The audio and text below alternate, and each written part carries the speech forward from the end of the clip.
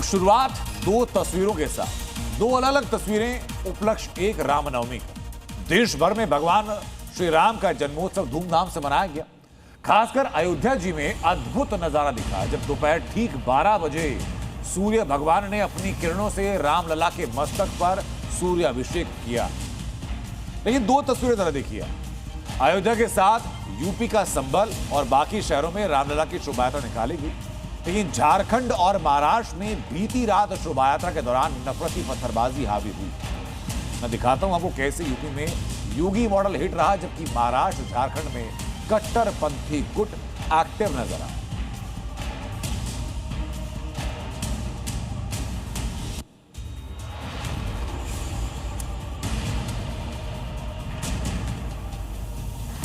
ये दो तस्वीरें मैं दिखा रहा हूं आपको। पहली तस्वीर उत्तर प्रदेश में योगी मॉडल की। रामनवमी का त्योहार मनाया गया। भगवान श्री राम का सूर्याभिषेक भी हुआ। लोगों ने हर्षोल्लास के साथ ये उत्सव मनाया। तो महाराष्ट्र और झारखंड में रामनवमी के पर्व के त्योहार पर कट्टरपंथी एक्टिव दिखाई पड़े। 17 के बाद जातीय चश्मे से नहीं देखा गया। आज पर्व और त्योहार के पहले सन्नाटा नहीं होता है, पर्व और त्योहार के पहले उत्सव का माहौल होता है।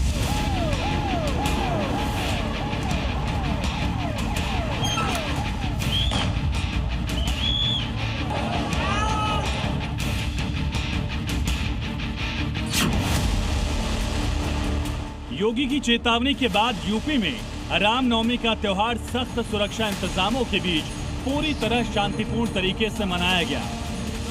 लेकिन कहीं भी कानून व्यवस्था पर आंच नहीं आई। योगी सरकार की जीरो टॉलरेंस मॉडल का असर साफ नजर आया। लेकिन इसके ठीक विपरीत देश के कुछ हिस्सों में रामनवमी की शोभा यात्रा पर बड़ा बवाल हुआ। कहीं पत्थर चलाए गए, शोभा यात्रा पर बवाल हो गया। दो समुदायों के बीच तनाव फैल गया। हालात इतने बिगड़े कि आंसू गैस के गोले तक दागने पड़े। पूरा इलाका छावनी में तब्दील हो गया। सबसे पहले तस्वीरें देखिए झारखंड के गढ़वा की, जहां आरोप है कि रामनवमी जुलूस शांति से निकल रहा था, लेकिन तभी मुस्लिम समुदाय ने जुलूस को एक जगह पर जाने से रोक दिया। हालात बिगड़ता देख पुलिस ने तुरंत मोर्चा संभाला। भीड़ को काबू में करने के लिए लाठीचार्ज किया गया। आंसू गैस के गोले भी छोड़े गए। इस झड़प में पुलिसकर्मी घायल हुए तो वहीं कई लोगों को भी चोट लगी। हम लोग एफआईआर दर्ज करके कुछ लोगों को हिरासत में लेके कानूनी प्रक्रिया कर रहे हैं और अभी स्थिति बहुत शांतिपूर्ण है। दोनों पक्ष के लोग में समन्वय स्थापित हो चुका है और हम लोग अभी कंटिन्यूअस निगरानी रख रहे हैं। पुलिस के मुताबिक इस जुलूस को लेकर एक दिन पहले भी दोनों समुदायों के बीच विवाद हुआ था, लेकिन उसे आपसी बातचीत के बाद शांत करवाया गया था। लेकिन कल एक बार फिर माहौल बिगाड़ने की कोशिश करने के लिए ये हंगामा हुआ, पत्थरबाजी की गई। उन लोग के द्वारा हम लोग के ढोकला ढोकली किया गया, ऊपर से पत्थरबाजी भी किया गया। तो पता रहा है कि पेट्रोल और बम का भी उसमें इस्तेमाल किया गया है और बड़ा बड़ा ईटा उन लोग पहले से ही तैयारी करके रखे हुए थे। मुस्लिम समाज वाला ऐसा बवाल खड़ा करता है। हाँ, ये हर साल का ऐसा नियम। आप लोग भी करते हैं? कहेंगे नहीं, कभी नहीं। हम भी तो अपना धर्म है, उसका जो धर्म है उसका धर्म हम लोग कभी कुछ नहीं करते हैं, कोई कुछ नहीं करते हैं। अपना धर्म अपना कर्म, मेरा धर्म अपना करेंगे। शोभा यात्रा पर हुई पत्थरबाजी के बाद इलाके में तनाव है। पुलिस बल तैनात है, एक्शन भी जारी है।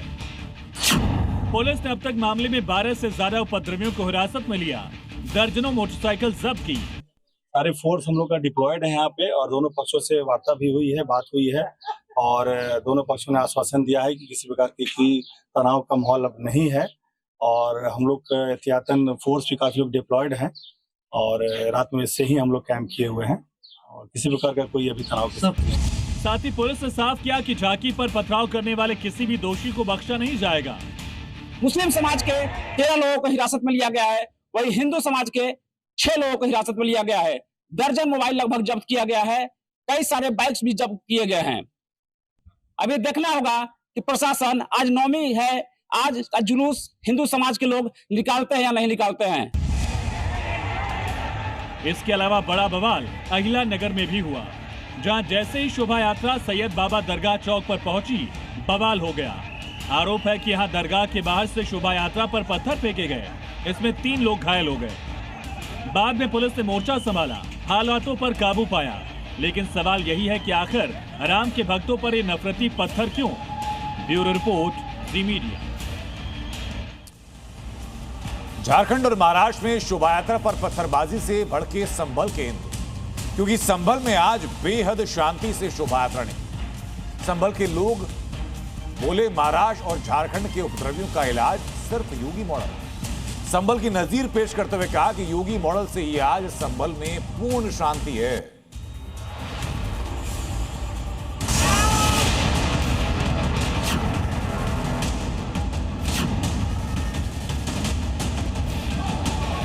इन जिहादियों की मानसिकता अभी ठीक नहीं हो रही है।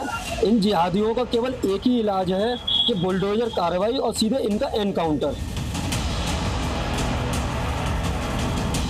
इन लोगों की मानसिकता सुधारने का सीधा सीधा इलाज सीधे योगी बाबा की कार्रवाई है। हम यही मांग करते हैं कि योगी बाबा वाली बुलडोजर कार्रवाई वहाँ पर लागू हो। यानी कि महाराष्ट्र और कश्मीर में और झारखंड में कहीं योगी मॉडल होना चाहिए। बिल्कुल होना चाहिए। इन लोगों का सीधा इलाज बाबा के पास ही है। ऐसे हर तत्वों को योगी मॉडल से ही कंट्रोल किया जाता है। तो उनके जब तक मकान ध्वस्त नहीं किए जाएंगे तो उनकी नाक में नकेल नहीं कसी जा सकती।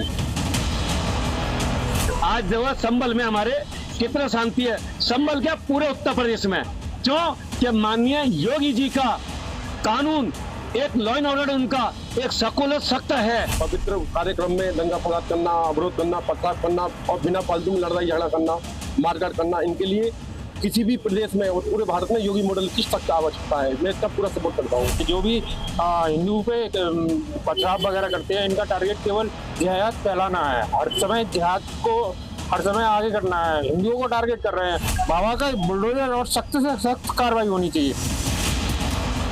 ये रिपोर्ट आपने देखी जहां पर कि सांप्रदायिक दुर्भाव का पैनिक है। एक और पैनिक है देश के अंदर जो लगातार बढ़ाया जा रहा है अफवाहों के जरिए। वो है एनर्जी संकट को लेकर के, तेल को लेकर के, पेट्रोल को लेकर के, डीजल को लेकर के और गैस को लेकर के। लेकिन क्या ऐसा संकट वाकई है? यह सिर्फ अफवाहें हैं, वैसी अफवाहें जो सांप्रदायिक तौर पर फैलाई जाती हैं अब एलपीजी को लेकर फैलाई जा रही हैं। क्या देश के अंदर वाकई सिलेंडर का संकट है या सिर्फ अफवाहों के आधार पर यह संकट पैदा किया गया? जवाब है ये अफवाहों के आधार पर पैदा किया संकट, क्योंकि सरकार का दावा यह है कि सिलेंडर का स्टॉक पूरा है, किसी तरह की कोई परेशानी, कोई शॉर्टेज नहीं है। लेकिन अफवाहों के चक्कर में आने की जरूरत नहीं है, क्योंकि देश में एलपीजी सिलेंडर की कोई कमी नहीं है। लेकिन इस बीच फिर सवाल उठता है कि स्टॉक की कमी अगर नहीं है तो जगह जगह ये लंबी लाइनें क्यों हैं? लंबी लाइनें तो सामने है गैस एजेंसी के बाहर। दिल्ली से लेकर मुंबई तक लोग लंबी लाइनों में खड़े हुए हैं। तो अगर सिलेंडर है तो लाइनें क्यों? और लाइनें अगर हैं तो शॉर्टेज कैसे नहीं? बाउंसर एजेंसी के बाहर क्यों लगाने पड़ रहे हैं?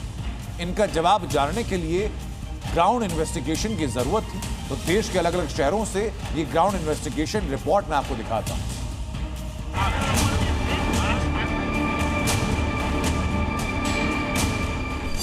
पैनिक बाइंग ने बढ़ाई टेंशन। सिलेंडर की सुरक्षा के लिए बाउंसर। ये तस्वीरें दिल्ली के जहांगीरपुरी की है, जहां अनाउंसमेंट हो रहा है, टोकन बांटे जा रहे हैं और अब तो सिलेंडर की सुरक्षा के लिए बाउंसर तक की तैनाती कर दी गई है। अफवाह की ऐसी आंधी चली है कि गैस एजेंसियों के बाहर लंबी लंबी कतारें लग गई है। हालात ये है कि सिर्फ एक सिलेंडर के लिए लोग रात भर लाइन में खड़े रहे।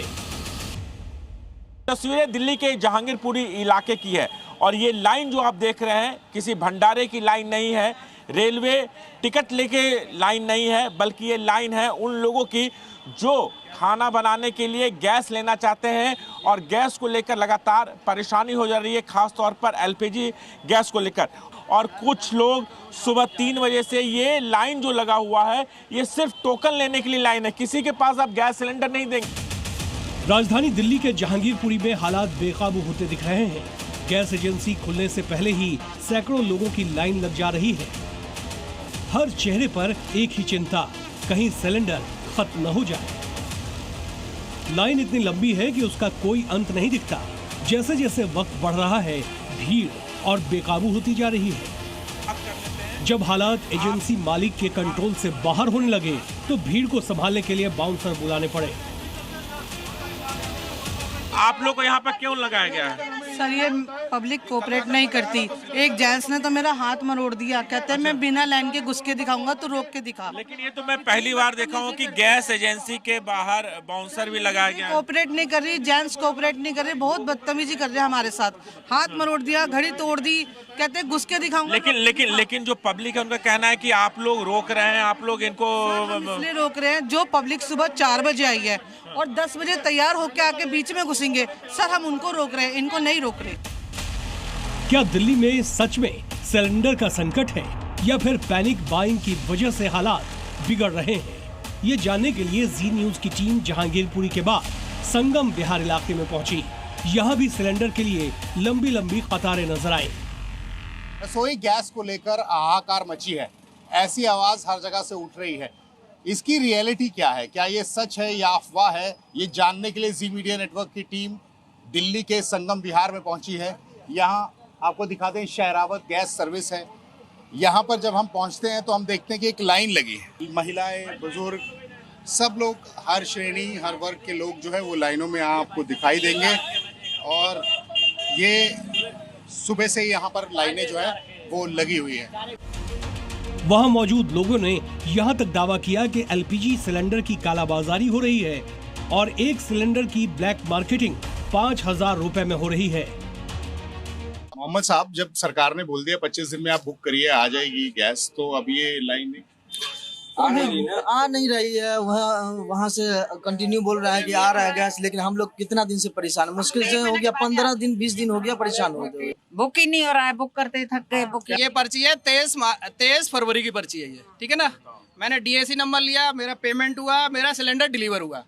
गैस का क्राइसिस जब से शुरू हुआ, मैं बुक कर रहा हूँ, बुक ही नहीं हो रहा है। देश की राजधानी का हाल तो आपने देख लिया, अब देश की आर्थिक राजधानी यानी मुंबई का ग्राउंड रिपोर्ट क्या है ये भी जान लीजिए। मुंबई और उसके आसपास के कई इलाकों में गैस एजेंसियों के बाहर लोगों की लंबी लंबी कतार देखने को मिल रही है। मुंबई के पास मीरा रोड की गैस एजेंसी के बाहर कतार में लगे कुछ लोगों को गैस सिलेंडर डिलीवरी का मैसेज आया हुआ है, लेकिन उनको गैस सिलेंडर नहीं मिल रहा। लोगों की शिकायत है कि सिलेंडर की ब्लैक मार्केटिंग धड़ल्ले से हो रही है और आम आदमी को परेशान किया जा रहा है। तो 19 मार्च को आपने बुकिंग की और अभी तक गैस आया नहीं है। उसका मैसेज भी आया डिलीवर का, लेकिन डिलीवर घर पे हुआ। हाँ, बुकिंग किया मैंने 18 मार्च को। 18 मार्च डिलीवरी नहीं हुई है? नहीं, कोई पता नहीं, कुछ नहीं है अभी। जो अपने आप में एक बड़ा सवाल है कि डिलीवरी का मैसेज आने के बावजूद उनके घर पे गैस की जो बाटले हैं वो पहुंचे नहीं है। अब सवाल यह है कि डिलीवरी हो तो गई है, लेकिन जिसे मिलनी चाहिए थी वो उसे मिली नहीं है। तो आखिरकार वो गैस के बाटले गए कहाँ? क्या कालाबाजारी हुई? क्या किसी को ज़्यादा पैसे देकर लिए गए? ज़रूरतमंदों तक गैस का बाटला इन्हीं कारणों से नहीं पहुँच रहा। कैमरा पर्सन रवि के साथ अश्विन पांडे। उत्तर प्रदेश में भी अफवाह गैंग एक्टिव है, जिसका नतीजा है पेट्रोल पंप से आने वाली तस्वीरें। यूपी की राजधानी लखनऊ और लखनऊ से लेकर लखीमपुर खीरी शहरों में पेट्रोल पंप पर भारी भीड़। शहर शहर पैनिक फैल रहा है।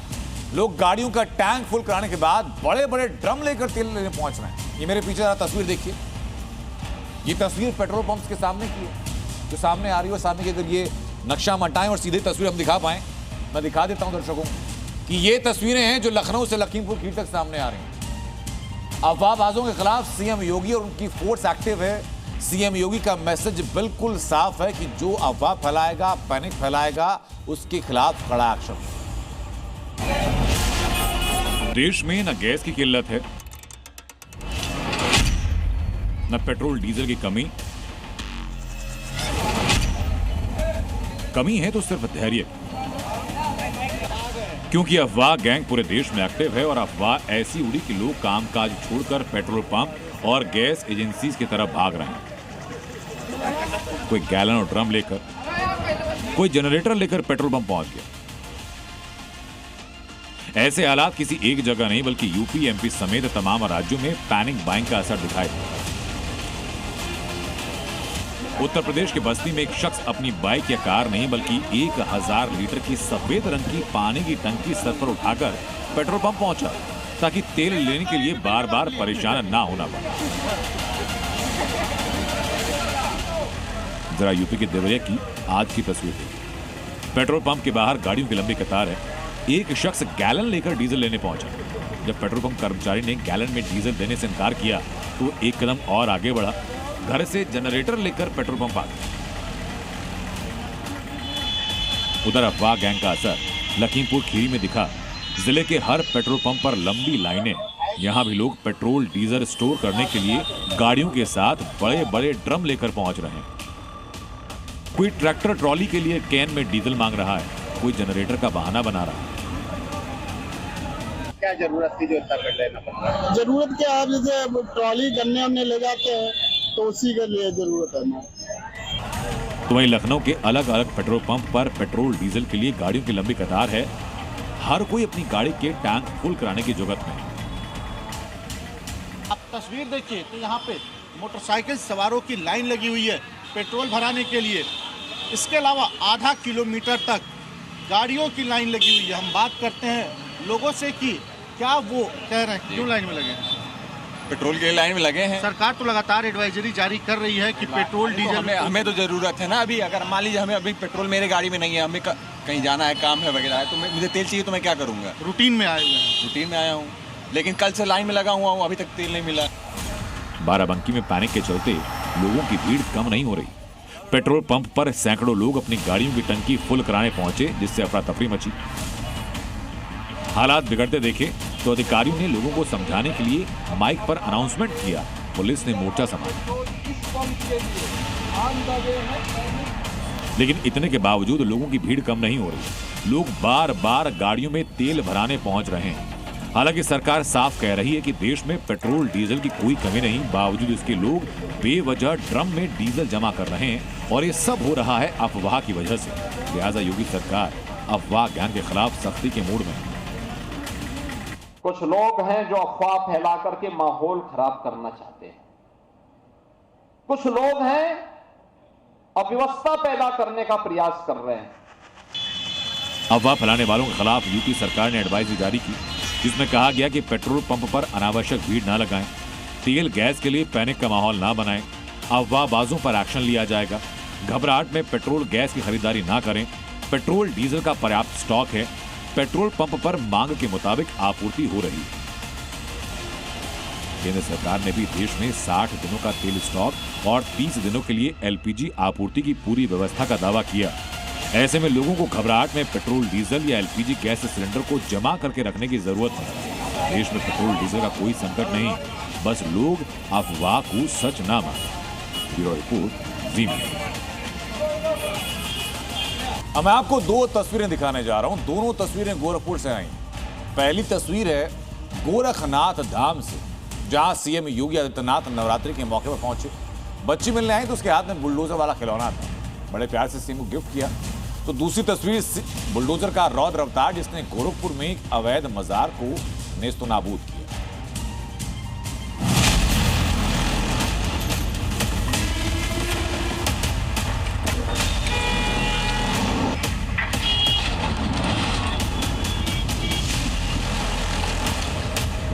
प्रदेश सरकार के बुलडोजर को देखा है ना?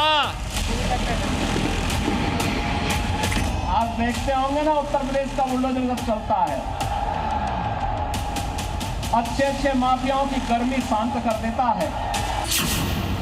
योगी के बुलडोजर का मतलब अवैध निर्माण का कार्य, जो कि प्रदेश में कहीं भी हो, किसी ने भी अतिक्रमण किया हो, बुलडोजर आता है और मिट्टी में मिला देता है। यही वजह है कि बच्चे हो या बड़े, सब योगी के बुलडोजर एक्शन के फैन हैं। ऐसा ही इस बच्ची के साथ भी था, जो कि गोरखपुर में योगी से मिली तो उनको बुलडोजर ही गिफ्ट कर दिया। योगी को ये बुलडोजर बच्ची ने जिस जगह दिया, उसी गोरखपुर में उससे कुछ ही घंटे पहले बुलडोजर ने एक बार फिर अपनी ताकत दिखाई और इस बार निशाने पर थी अवैध मजार, जिसका योगी के महाबली ने पूरा हिसाब कर दिया। गोरखपुर के शाहपुर थाना क्षेत्र के आवास विकास कॉलोनी के पास बनी ये अवैध मजार, जिसे लोग हजरत बाबा जाफर अली शाह यानी मासूम बाबा के नाम से जानते थे, जो कि सालों से यहाँ मौजूद थी और अवैध अतिक्रमण कर बनाई गई थी। लेकिन योगी का बुलडोजर इस अवैध मजार तक भी पहुंच गया। कुछ ही पलों में अवैध मजार गिरा दी गई। प्रशासन का कहना है कि मजार पीडब्ल्यूडी की जमीन पर बनी हुई थी और नाला चौड़ीकरण परियोजना के दायरे में आ रही थी। शहर को जलभराव से बचाने के लिए इस नाले का चौड़ीकरण और पक्का निर्माण किया जा रहा है। कार्रवाई के बाद इलाके में हलचल भी थी, लेकिन तब भी बुलडोजर के आगे किसी की नहीं चली। प्रशासन पूरी तरह मुस्तैद रहा और एक्शन पूरा किया। गोरखपुर में बुलडोजर की ये तस्वीर एक बार फिर ये बता रही है कि योगी सरकार में एक्शन सिर्फ शब्द नहीं, बल्कि जमीन पर दिखने वाली सच्चाई है। जहां कुछ भी अवैध हो तो उसके खिलाफ एक्शन होना तय है। ब्यूरो रिपोर्ट, जी मीडिया। आज पश्चिम बंगाल की, जहां चुनाव प्रचार के शोर के बीच ममता बनर्जी को झटका लगा। बंगाल में एसआईआर के तहत लगभग 13 लाख और वोटर्स के नाम लिस्ट से कट चुके हैं और अब तक कुल 76 लाख वोटर्स के नाम वोटर लिस्ट से डिलीट हो चुके हैं। एसआईआर के इस हंटर से कई दिनों का वोटों का जो गणित है गड़बड़ा सकता है और खासतौर पर ममता बनर्जी को बड़ा झटका लग सकता है।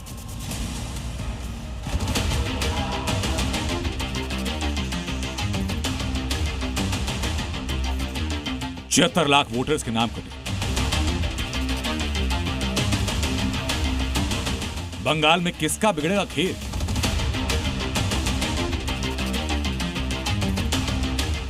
पश्चिम बंगाल में एक तरफ विधानसभा चुनाव के लिए प्रचार चरम पर, दूसरी ओर फर्जी वोटर्स की छटनी जारी है। एसआईआर की पहली सप्लीमेंट्री लिस्ट में 13 लाख लोगों के नाम वोटर लिस्ट से हटा दिए गए।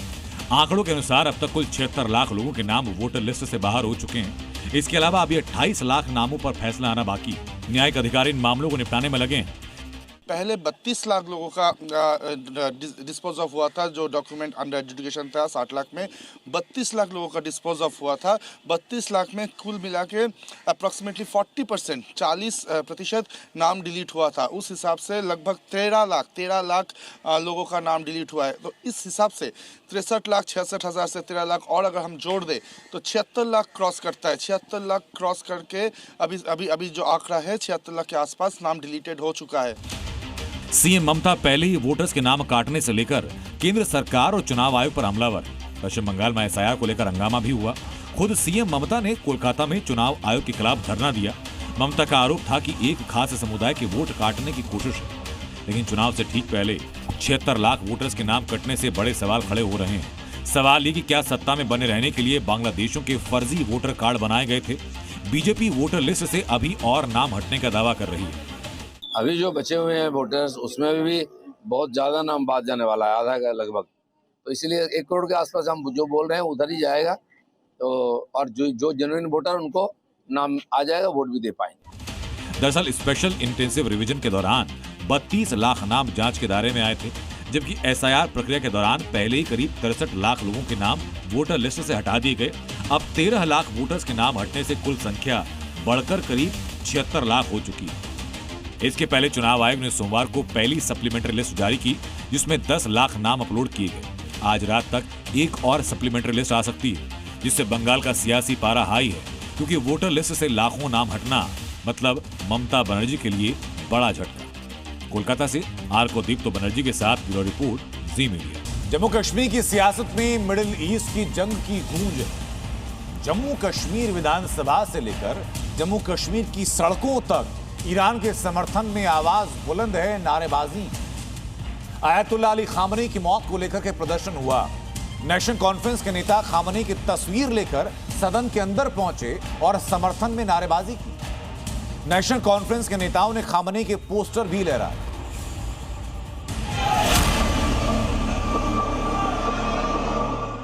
हाथ में खामनी की तस्वीर, जुबान पर ईरान जिंदाबाद के नारे और ईरान पर हमले के विरोध में संग्राम। ये तस्वीरें जम्मू कश्मीर विधानसभा की जहां नेशनल कॉन्फ्रेंस, कांग्रेस और कुछ निर्दलीय विधायकों ने सदन के भीतर और बाहर विरोध किया।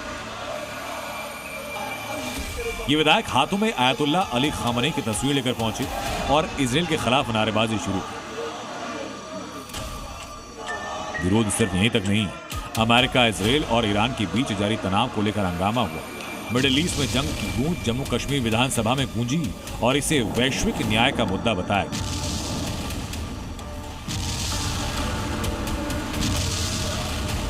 इस जंग ने आज पूरी दुनिया को जंग के की आग में लपेट लिया है।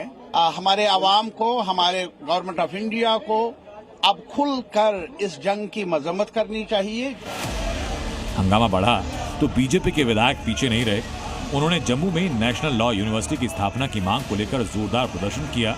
यानी सत्ता पक्ष और विपक्ष दोनों अपने अपने मुद्दों पर अड़े रहे और सदन ठप हो गया। 28 फरवरी को अमेरिका और इजराइल के संयुक्त हमलों में आयतुल्ला अली खामनेई की मौत के बाद पूरे पश्चिम एशिया में तनाव, उसका असर अब जम्मू कश्मीर की राजनीति में साफ दिखाई दे रहा है। ये वही कश्मीर जहां ईरान के समर्थन में लोगों ने अपने खजाने खोल दिए, अपनी जमा पूंजी के साथ गहने, बर्तन और दूसरी कीमती सामान न्यौछावर कर दिए। सूत्रों के अनुसार करीब 18 करोड़ का चंदा जुटाया गया। इनमें सबसे ज्यादा 85% राशि शिया समुदाय ने दान की। बड़गाम जो शिया बहुल इलाका, वहां से 9.5 करोड़ जुटाए गए। लेकिन ताज्जुब की बात यह कि जब पुलवामा में भारतीय सेना पर हमला हुआ, पहलगाम में पर्यटकों को निशाना बनाया गया, तो मदद के लिए इनके पास फूटी कौड़ी तक नहीं थी। अब कश्मीर के नाम पर आम लोगों के नक्शे कदम पर चलते हुए कश्मीरी सियासतदान भी ईरान के लिए आवाज बुलंद कर रहे हैं। अगर सेना पर हमला होता है तो जुबान पर ताला होता है। किसी आतंकी हमले के बाद जुबान से कोई शब्द नहीं निकलता। लेकिन ईरान पर अमेरिका और इजराइल ने हमला किया तो चंदा जमा हो रहा है, विधानसभा में प्रदर्शन हो रहे हैं। ब्यूरो रिपोर्ट, जी मीडिया। मिडिल ईस्ट में अब जिस बैटल को लेकर सबसे ज्यादा बात की जा रही है वो है अमेरिका का ईरान में ग्राउंड ऑपरेशन, जिसके बहुत जल्द शुरू होने के संकेत थे। लेकिन अब ईरान ने जो ऐलान किया है उसके बाद ट्रंप को अपने इस कदम के बारे में कई दफा सोचना पड़ेगा, क्योंकि ट्रंप की सेना के लिए ईरान ने बड़ा चक्रव्यूह तैयार किया। एक तरफ अमेरिका के 10,000 सैनिक तो दूसरी तरफ ईरान के 10 लाख लड़ाके। मिडिल ईस्ट की जंग में अगर अमेरिका और ईरान में सहमति ना बनी तो हालात कितने खतरनाक हो सकते हैं, इसकी तैयारी दोनों ही तरफ से कर दी गई। एक तरफ अमेरिका हर बीते घंटे के साथ सैनिकों को मिडिल ईस्ट की तरफ भेज रहा है, तो वहीं ईरान ने अमेरिकी सैनिकों के लिए ऐसा चक्रव्यूह तैयार किया जिससे बचना ट्रंप की सेना के लिए आसान नहीं। ईरान ने चेतावनी दी है कि अमेरिकी जवान उनकी धरती पर आए तो ये उनकी ऐतिहासिक भूल होगी। 10 लाख लड़ाके उनका इंतजार करेंगे, उन्हें नरक में भेज देंगे। ईरान के मुताबिक उसके पास अमेरिका से बदला लेने के लिए इससे अच्छा मौका हो ही नहीं सकता। ईरानी सेना के 10 लाख लड़ाके कैसे अमेरिकी सेना को घेरने की तैयारी में हैं, अब जरा ये भी समझ लीजिए। अमेरिकी सेना से मुकाबले के लिए ईरानी सेना के 3.5 लाख सैनिक होंगे। वहीं IRFC के करीब 2 लाख, इसके अलावा कुर्द फोर्स और बसीज रेजिस्टेंस फोर्स भी अमेरिकी सैनिकों का गेम बिगाड़ने के लिए तैनात है। इनकी संख्या भी लाखों में है। बसीज मिलिशिया को शहरों, पहाड़ों और रेगिस्तान में छिपकर हमला करने की ट्रेनिंग दी जा रही है। इसके अलावा ईरान के मुताबिक पिछले कुछ समय से हजारों युवा अपने देश के लिए लड़ने के लिए तैयार हैं। इसके अलावा माइंस बिछाई गई हैं, सुसाइड बोट्स पानी में तैनात की गई। यानी ईरान इस मौके को अपने लिए सुनहरा मौका मानकर चल रहा है, क्योंकि वो जानता है अमेरिका को अपने चक्रव्यूह में फंसाना इतना मुश्किल भी नहीं है। पहले सबसे ज्यादा चोट अमेरिका को पहुंचाई, लेकिन पिछले कुछ दिनों से इजराइल पर हमले तेज हुए। तेल अवीव में भारी तबाही मची। अब खबर यह कि ईरान इजराइल के खिलाफ अपना प्लान H एक्टिव कर सकता है। आखिर ईरान का प्लान H क्या है और कैसे अमेरिका इजराइल के सामने नए फ्रंट खुल सकते हैं, पूरी डिटेल इस रिपोर्ट में देखिए। ईरान ने प्लान H एक्टिव किया, मिडिल ईस्ट में हड़कंप मचा। ईरान के 3 सीक्रेट हथियार, यूएस इजराइल पर चौतरफा पलटवार। अमेरिका इजराइल के खिलाफ ईरान ने ऐसा प्लान एक्टिवेट कर दिया है जिसके बाद ट्रंप और बैकफुट पर जा सकते हैं। ईरान के प्लान H की पूरी डिटेल आपको बताएंगे। उससे पहले ट्रंप को रियलिटी चेक देने वाली ये 2 तस्वीरें देख लीजिए। पहली तस्वीर लेबनान की, जहां ईरान समर्थित हिजबुल्लाह को खत्म करने के लिए इजराइल सितंबर 2024 से ऑपरेशन चला रहा है। बीच में कुछ दिनों के लिए सीजफायर रहा, लेकिन अब फिर भीषण बमबारी चल रही है। दूसरी तरफ यमन की तस्वीर है, जहां पिछले साल मार्च अप्रैल में अमेरिका ने हूती विद्रोहियों के खिलाफ बड़ा ऑपरेशन लॉन्च किया था और हूती की लीडरशिप खत्म करने का दावा किया गया। लेकिन 1.5 साल में सैकड़ों टन बारूद बरसाकर न तो इजराइल लेबनान में हिजबुल्लाह को खत्म कर पाया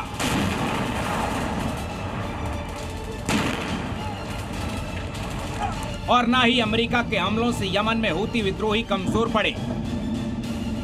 ऐसे में पूरे मिडिल ईस्ट में बारूदी तबाही मचाने वाली ईरानी सेना को खत्म करने, ईरान को मिटाने का दावा जमीन पर कितना सही हो सकता है, इसका अंदाजा लगाना बहुत आसान है। करीब 4 हफ्ते तक अकेले अमेरिका और इजराइल की नाक में दम करने वाला ईरान इस बात को समझ चुका है कि भले ही अमेरिका के पास बहुत घातक हथियार हैं, इजराइल के पास गोला बारूद की कमी नहीं है, लेकिन इसके बावजूद अमेरिका इजराइल की अपनी सीमाएं हैं। हॉर्मुज पर ईरान का कंट्रोल, 2000 किलोमीटर दूर इजराइल में सटीक निशाना। ऐसे में ईरान की सेना को नेस्तनाबूद करना उतना आसान नहीं है जितनी आसानी से ट्रंप अपने बयान बदल देते हैं। इसलिए अब अमेरिका पर दबाव बनाने के लिए ईरान ने अपना प्लान एच एक्टिव कर दिया है। ईरान का प्लान एच यानी हिजबुल्लाह, हूती और हमास। महीनों से इजराइल की बमबारी झेल रहे हिजबुल्लाह के पास अभी भी 70,000 से 1 लाख फाइटर्स होने का अनुमान है। एयर स्ट्राइक के बीच हिजबुल्लाह की रॉकेट फोर्स लगातार इजरायली सेना पर हमले कर रही है। हूती विद्रोहियों ने अभी अपना असली एक्शन नहीं दिखाया है, लेकिन वो किसी भी वक्त लाल सागर रूट को बाधित कर सकते हैं। तो वहीं हमास, जिसके पीछे इजराइल ने अपनी पूरी ताकत झोंक दी, 29 महीने बाद अभी भी गाजा में उसकी मौजूदगी है। बस ईरान के एक आदेश का इंतजार है, जिसके बाद ये कहीं भी तबाही मचाने को तैयार हैं। ईरान अपने स्ट्रेच प्लान को इसलिए भी ज्यादा अटैकिंग बना सकता है क्योंकि इस वक्त ईरान के हौसले बुलंद हैं। ईरानी सेना ने मिडिल ईस्ट में 13 अमेरिकी बेस पर भारी विध्वंस मचाया है। अमेरिकी सैनिकों के लिए ये बेस रहने लायक नहीं बचे हैं। ब्यूरो रिपोर्ट, जी मीडिया। इस बीच पाकिस्तान से चौंकाने वाली खबर आई। जिस पाकिस्तान का खुद का घर संभल नहीं रहा, वो ईरान और अमेरिका के बीच सीज फायर करवाने चला है।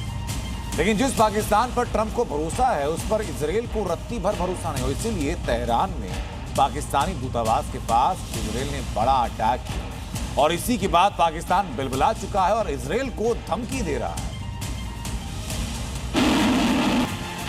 जिसने हिजबुल्लाह को लेबनान में घुटनों पर ला दिया।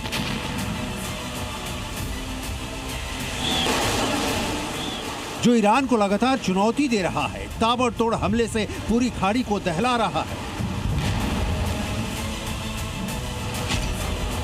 उसे इजराइल को पाकिस्तान धमकी दे रहा है, कतर से तुलना नहीं करने की गिदड़भवकी दे रहा है। पाकिस्तान स्ट्रेटजिक फोरम के एक बयान में कहा गया, इजराइल को याद रखना चाहिए कि पाकिस्तान कोई खतर नहीं है।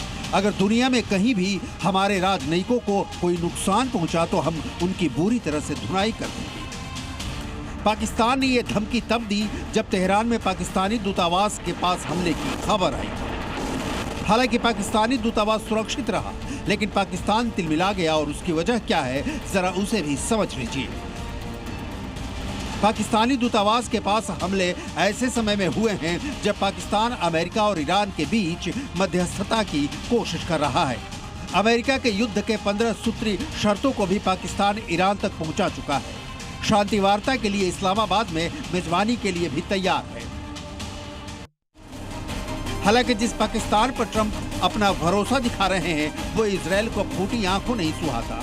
ईरान और अमेरिका के लिए पाकिस्तान की मध्यस्थता भी इजराइल को खटक रही है। यही वजह है कि इजराइल ने तेहरान में पाकिस्तानी दूतावास के पास भी हमला करने से पहले नहीं सोचा।